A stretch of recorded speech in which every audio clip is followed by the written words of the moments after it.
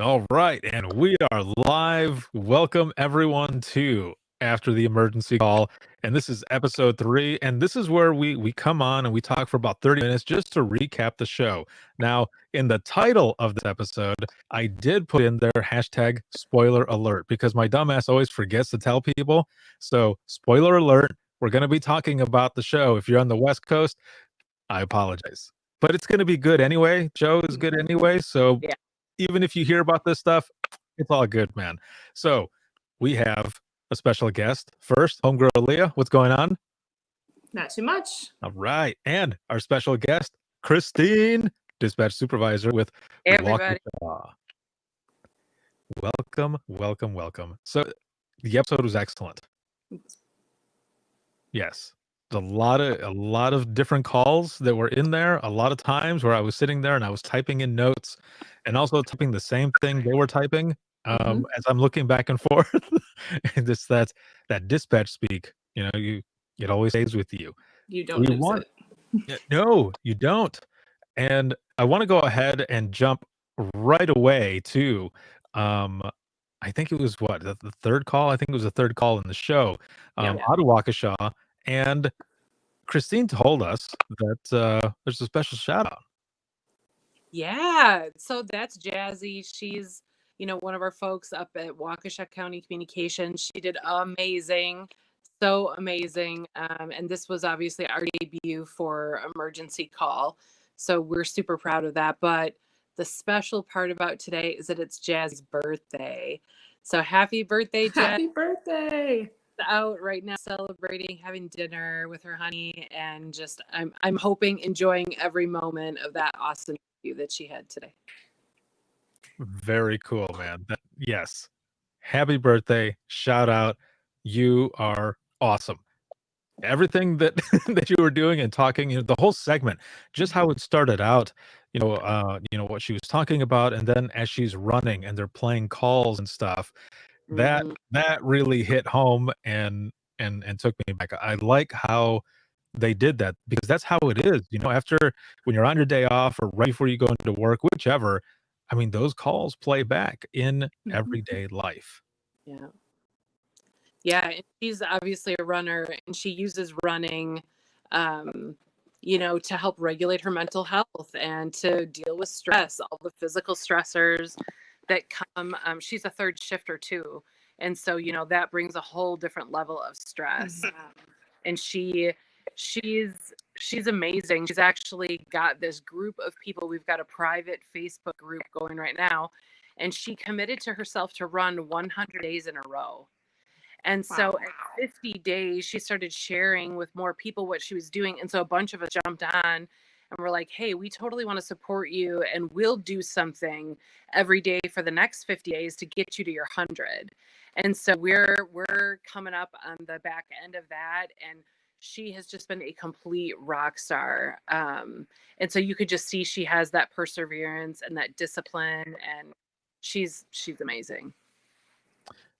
Very much so. Now, Leah, summarize this first call out of Waukesha that the Jazzy's working on. What happens in this? Yeah. Well, I was going to ask for her birthday. Did you guys get her like a tarot card reading? I didn't, but I should have. I'm just throwing it out there. But no, a concerned gentleman calls with a horrible tarot card reading that he got, and he fears for his or someone else's safety. Yeah, as I'm listening to it, they play the part and then they go to commercial and you're like,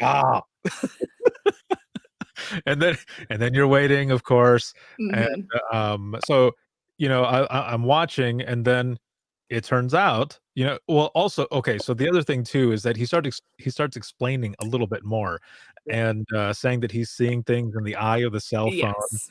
And seeing a beam of light and all this other stuff. And then what does it turn out to be? LSD. Hey.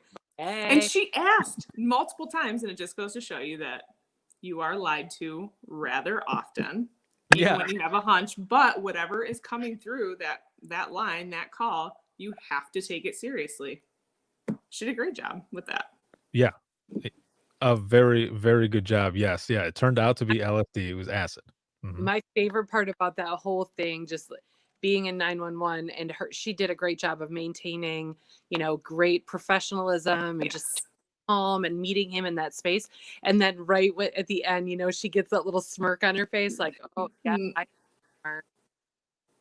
she Yeah. knew. She Yeah. knew. Yeah. Oh yeah, yeah. You could, yeah. I love that as well. Just that little smile there at the end. But that's what happens, and it's okay. It's okay to have the little Yeah. smile there and stuff. Oh, Oh it's man. But yeah, yeah, it was excellent. I remember taking a call that was similar to that in the beginning, where it was kind of weird, but this one was, this guy was calling. He said that his neighbor had just found his wife with her lover, and he had taken him to the shed. There was a shotgun involved, and then he heard a gunshot. So we've got SWAT going everywhere, going out there, and I'm talking to the guy, and dude, it was nuts. I was on the phone for a while with this guy.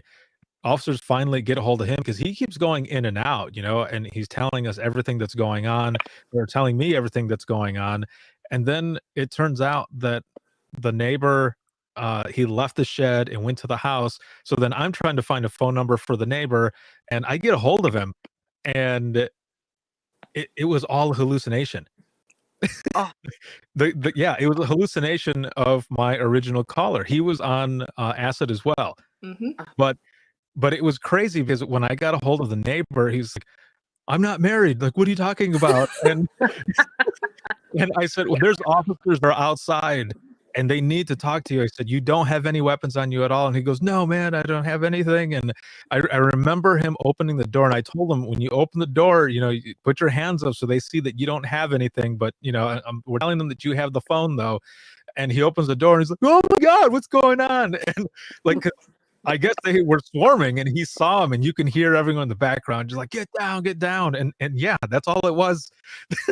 The guy had gotten home from work, but no wife, no nothing. There's nothing like that. It was just a dude's hallucination. Oh, wow. That's crazy.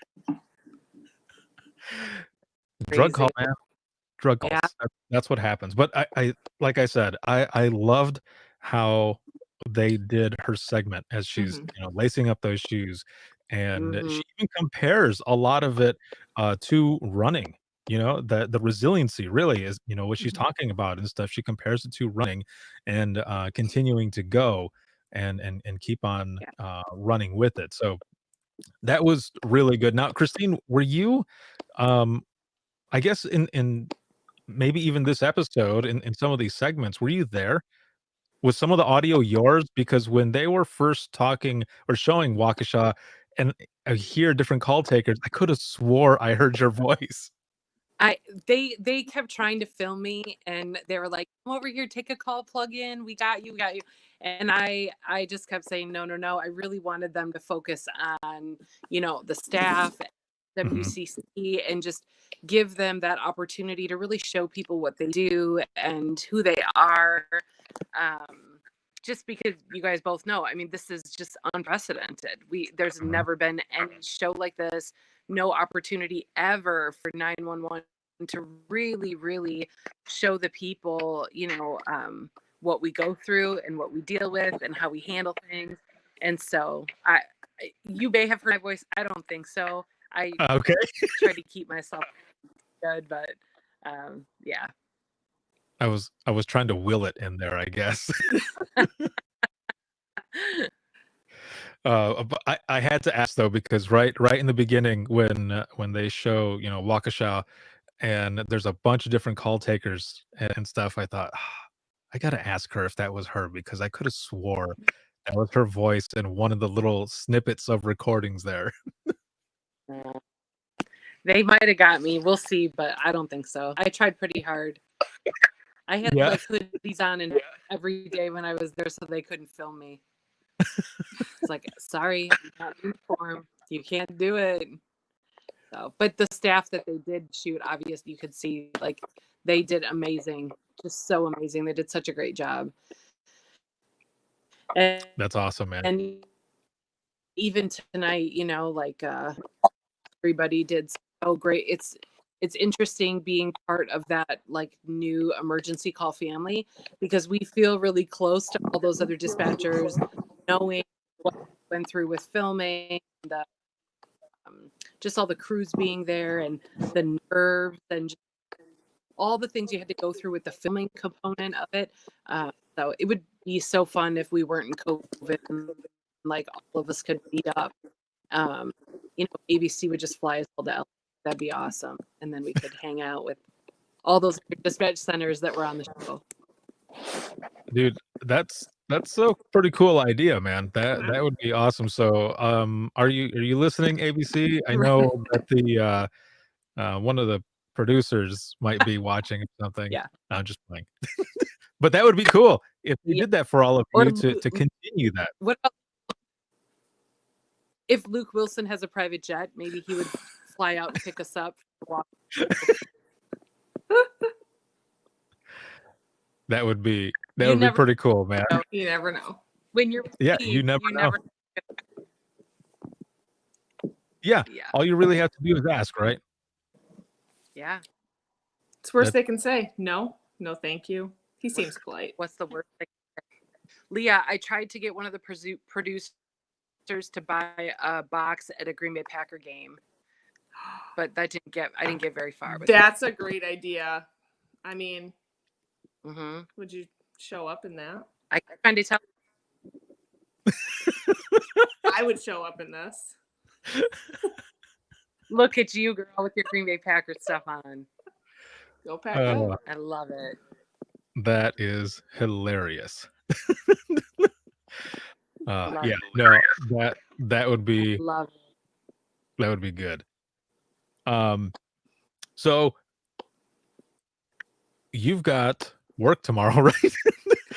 you were only had a little bit of time here, so I don't want to take up too much more of your time. I know you got to get some sleep because you got to work tomorrow. Yeah, I want to tell you though, some of the other people that you saw in that video today. So Stacy, she is one of our call takers that you're going to see on some episodes coming up, and then Stephanie is one of the call takers, and they each have really unique stories. Like you got to hear a little bit about Jazzy today, and just some about where she came from and why she's in 911, and you're going to hear that girls too. And then you saw Patrick taking a call, why he's on the radio doing some of the dispatching. I think that's all we saw today. But those are some of the other folks from WCC. Awesome. Well, Looking forward to it. yeah, I am looking forward to it as well. Again, every episode has been good. Excellent stuff going on, and especially Waukesha. Welcome to the fold. Like you said, you all have a big community now, a club. That is very cool. So thank you, Christine, for joining us. Yeah. Enjoy your shift tomorrow. Have an All right. Are excellent you guys night. staying on? Have a good sleep. Yes, we're going to finish going through the rest of it here. Thank you. We'll check you later, man. And we'll talk to you soon. Sounds good. Okay, good night. All right, good night. That is a really good idea. Awesome. Get them all together. Yeah, it definitely would be. That would be really cool to have them do that. There's always a big recap show and everything. So Right. it would be cool to have them all on there and just kind of go through, the experience and everything.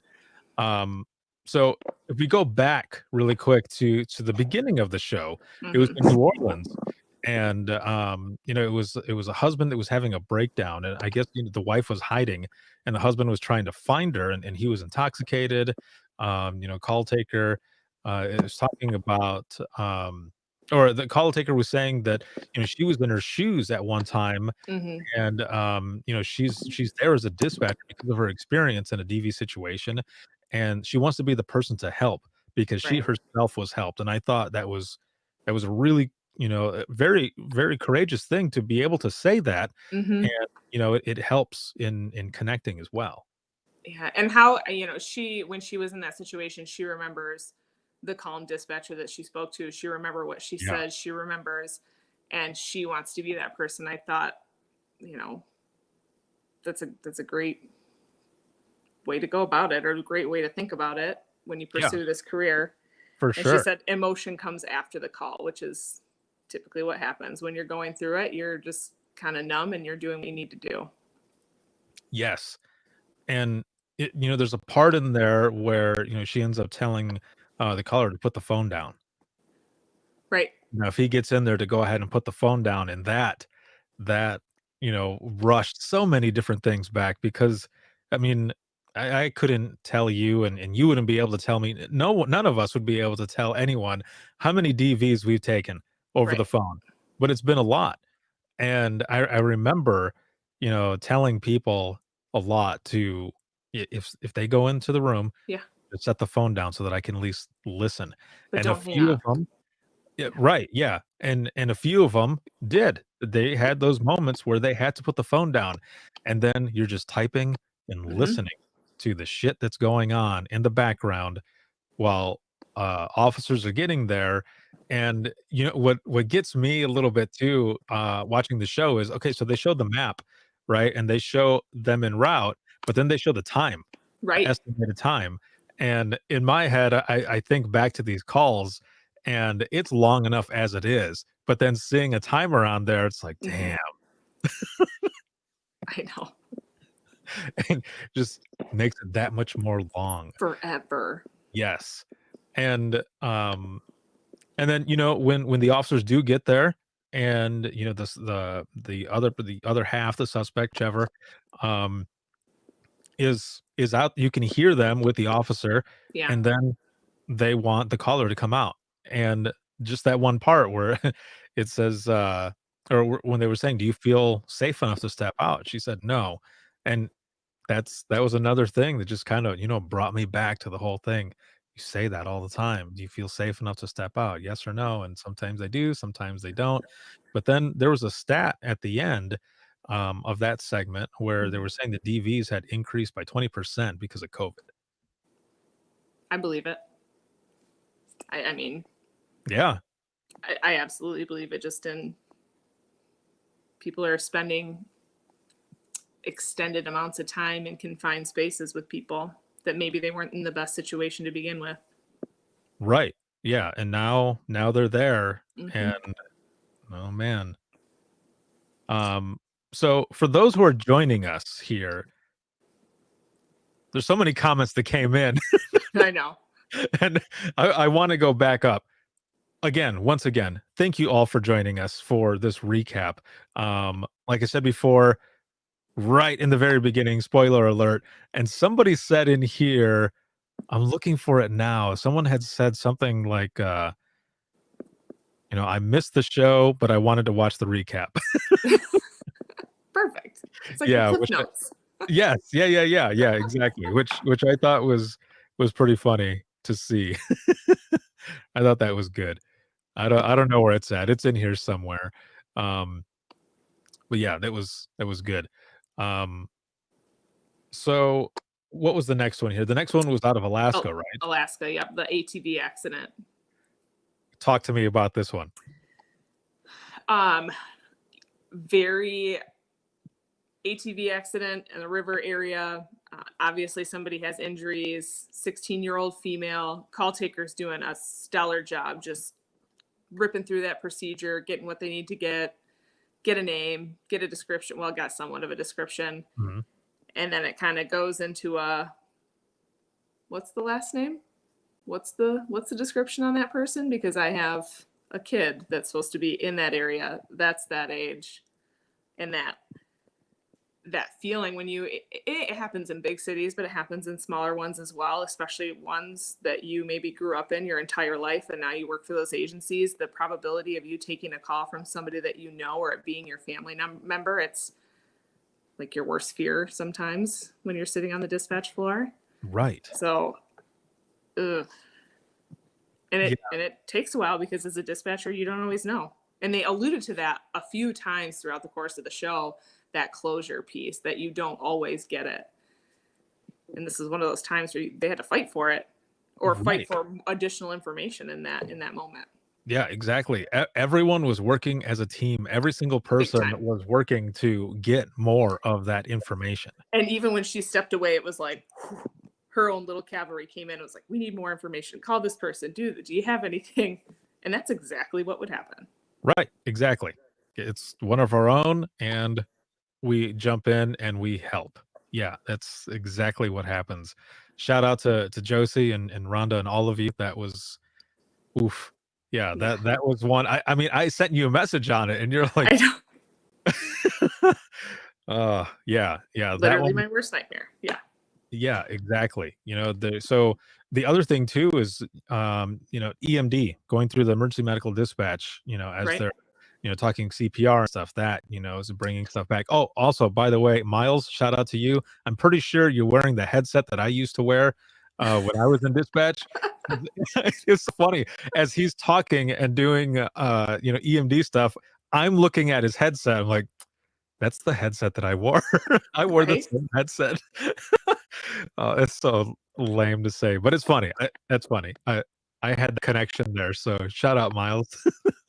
But you can hear the female in the background as Mhm. she's moaning and stuff. And it's going to sound weird to say, but I'm glad that with this show that they're playing those parts, because you literally you're hearing what dispatch is hearing, and that's what it's like Yeah. when you're going through all of it right there. But yeah, um the scary part of it possibly being your own child and stuff, like, we got a couple people here, Dawn said, oh my god, my heart was breaking for them, thinking, it was Mhm. their daughter. Marilyn, that was nerve-wracking, for a parent, excuse me, to not know if it was your child, and you still have to keep working. Right. So yeah, man, that whole thing there. And Josie's husband was also trying to get information as well, the look of concern, and it just kept going back and forth, and you're just like, oh, come on, be okay, be okay. I know, and you're relieved, and then the other realization, and they said that is it's somebody else's baby, somebody else is having their worst day. Right. But yeah. Yeah, yeah, exactly. You continue on, and it's just like they were saying, now it's not our baby, but we're gonna pray for the family now. We're gonna Yep. continue praying for that. um that whole situation of not knowing it reminded me of a friend of mine out of Kentucky who was working in dispatch during a school shooting that was going on. Her daughter had been sick for a few days, and she works for a shift, so she didn't know if her daughter had gone to school that day. Oh. So I think from what she said on the podcast episode when we recorded it, her and a former coworker, I think it was about 8.5 minutes or so of utter hell from her description, that she didn't know. She did Hmm. not know if her daughter was there, and finally got a hold of them and found out that the daughter did stay home from school because she was still feeling sick. So, she wasn't there, but that in the same way, man, it's that Yeah. whole is just not knowing. Ugh. But yeah, I sent you a message, and like, what did you say? Like, I've already felt like I needed to cry already, or something to Yeah. that effect, right? Like, we're so early, and I think I've almost cried once. Yeah. Oh, yeah, man. That one was something else, but very good job from all of you. Handled it very well, and it just hands down, very good stuff. Good work. Um, let's see, the next one we talked about already. It was Jazzy and the tarot cards and all of that. Yeah. And then from there we go to New Orleans. Hmm. And this is for a possible suicidal subject, right? Right. Which is unfortunately one of the most common calls that every dispatch center takes, whether it's because they really truly don't have anybody else to call, they don't know who to call. Hmm. You you take these day in and day out at various levels. So he kept giving that timeline, and then they kept flashing to the timeline of the ETA, and it did not Right. match up. Yeah, no, not at all. And right off the bat in the beginning, the ETA is 10 minutes. Yeah. And that right there, I mean, that's the longest. It might as well be 10 hours. Mhm. Because, you know, of course, everything is cut for time on the show. So way more than that went into that. For all we know, you know, there could have been another hang up in there and a call back and a hang up and a call back, because that Right. sometimes happens. You know, the person will hang up and then you're sitting there, just like in this segment where the person hangs up and she's like, I lost him, and just waiting, Yeah. and you're wondering what is going to happen. But yeah, that I did the same exact thing right before they go to commercial, and and and then they showed the, you know, the time limit. He goes, you know, next 5 minutes I'm gonna do this, and it's what, 6.5 minutes. Yeah, 6.5 minutes. I'm like, no, Yeah. go faster.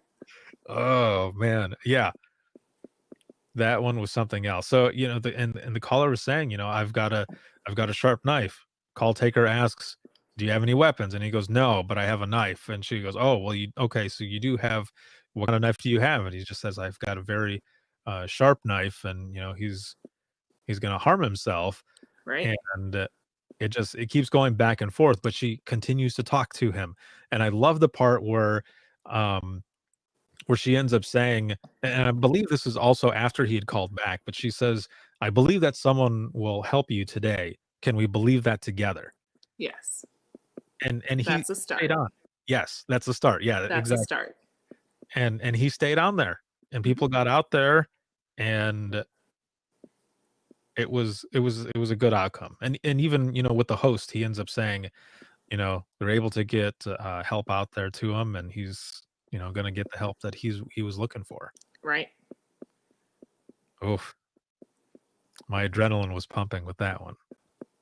Yeah. But definitely a sad call. I mean, you can hear it in his voice, and then afterwards with the call taker sitting there Hmm. just taking it all in, and then, you know, as we all know, we'll end up jumping to the next one. Man.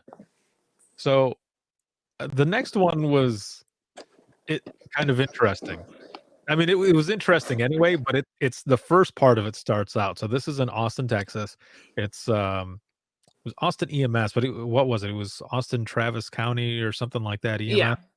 Yep. Austin And Travis County came in and then transferred to ambulance because that's what they needed. Yep. right, there you go. And then so this was Leslie, and so there was a female outside the car screaming or laying in the middle of the road or some shit. Right outside the vehicle. What's the address? I don't know the address. You know, like it's in the parking lot. Right. And then what happens? Hold on, I'm about to order some food real quick.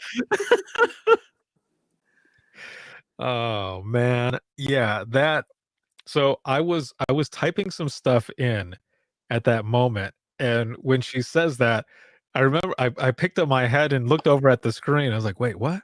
Right. What?" Did she just, is that for real? Yeah, and for sure. Yeah, that's the person was ordering a chicken sandwich with extra slaw. And I put in my notes, what is this place? Like, what was the place? I don't remember if they said where it was actually at, but the person also asked for a large sweet tea. And I just thought it was funny. Anybody who's watching right now in the comments, and if you're out of Austin, Texas, do you know the place this might have been? It's important enough to call 911, but not important enough to delay your food order. Right, exactly. I mean, shit, people got to eat. And I don't know, man. All I know is that the chicken sandwich, and it was spicy chicken sandwich with extra slaw. Just, I mean, it actually kind of sounds good. It does sound good. I'd probably eat that. I looked at the end though. I think it's the first time I've ever been put on hold for somebody to order food. She could have got me one. Yeah. Yeah. I've been working all day. Right. Yeah, I thought that was amazing too. That was some funny shit. But, I was also thinking about that large sweet tea, and I have not had a large sweet tea in Texas, but I've had a large sweet tea, actually a regular sized sweet tea in both Tennessee and Alabama, and in both places, after, like, the first sip, my teeth hurt. That's how sweet it was. It's the best. I yeah, okay. If you wanna fly, I mean, I dig me some tea, don't get me wrong, but sweet tea, man, when it's sweet tea, dude, Hmm. I had one time going to Alabama, I think I was in where was I? It was might have been Huntsville or no, Montgomery, and I was flying after just half a cup of sweet tea, I was flying, man. I was done. They're like, "You want more sweet tea?" I was like, "No." I have family down there, and they make it. You don't drink water; you drink sweet tea. Yeah, so it's like, what, a cup of sugar or more Sure, and side of tea? you got to feel it. Yeah, I definitely You use felt it that measuring one cups. You got to moment. feel it.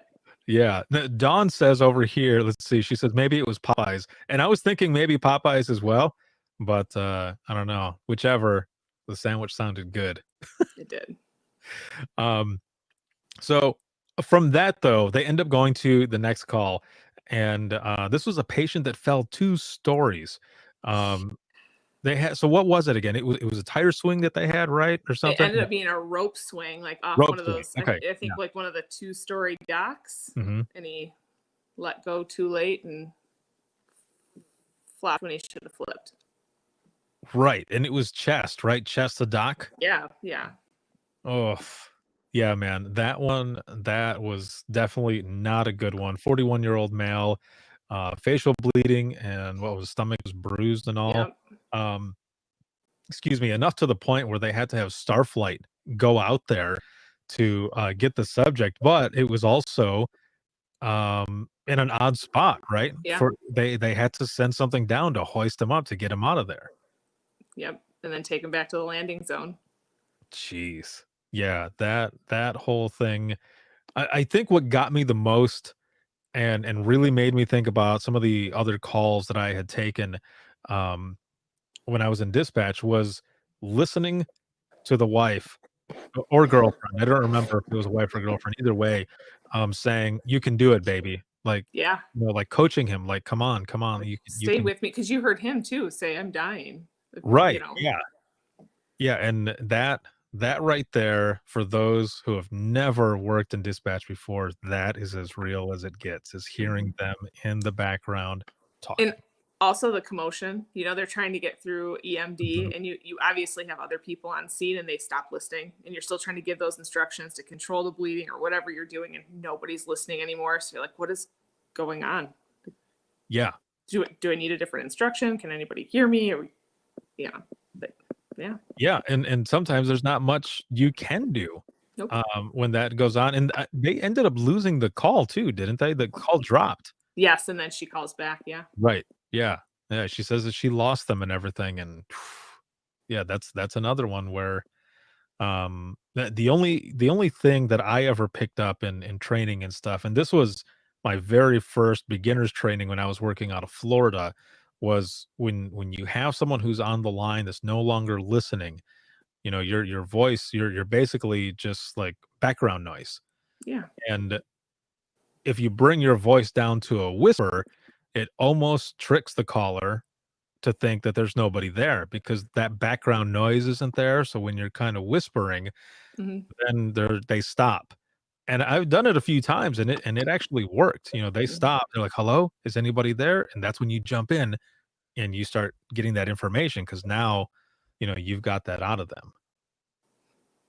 Tips and tricks from the pro. That's from years ago, man. um, let's see. So the last one. So the last Hmm. one after that, the last one that we have, that one is out of Waukesha. What happens in this? Yeah. Another domestic story. Mhm. Um, physical at a campground, prior history with these two, and she's essentially trying to get away in a vehicle, which also makes things complicated. Right. So they're trying to coordinate some sort of response where they can meet and get her to safety. Yeah. So the subject was intoxicated. There's a PPO on him either at one time or still At was. one time, yeah. Oh, A okay. couple At months one ago. time. Yep. And then they're back together and stuff breaks out and she leaves and I like how they showed it was right when she goes, he's in back of me now. They flash to a map and they show a new pin Yeah. show up behind her. I'm like, oh, that added a little more to it. Not like in a bad way, like that it actually added more to it because now you're watching the pin Right. follow and it just adds to, the story. Right. And that's like what you have going on in your head too. You're trying to make that visual picture, which they talked about in the beginning. You're trying Mhm. to, you have an invisible scenario and you're trying to put the pieces together in your head. Right. It's that she's going, he's following, she's crossing this intersection. We're trying to get units to meet him, to cut him off. And it's this complicated situation. But I liked what she said at the end of that, is that she wants to be there with you, not just for you. Exactly. Yes. That was very, very well put. Yeah, she says something like, some people don't want you to feel for them. They want you to Mhm. feel with them. I try to be there for them or with them, I mean. Right. And yeah, no, I am in full agreement with you. That was very well said. And also, she talks about how her experiences growing up and everything, kind of prepared her to also take these types of calls Right. and help out in the best way possible. So again, I can't say enough. I felt like I connected with Jazzy through this episode. So shout out to you and happy birthday once again. Very well done. Very good job. Yeah. Awesome.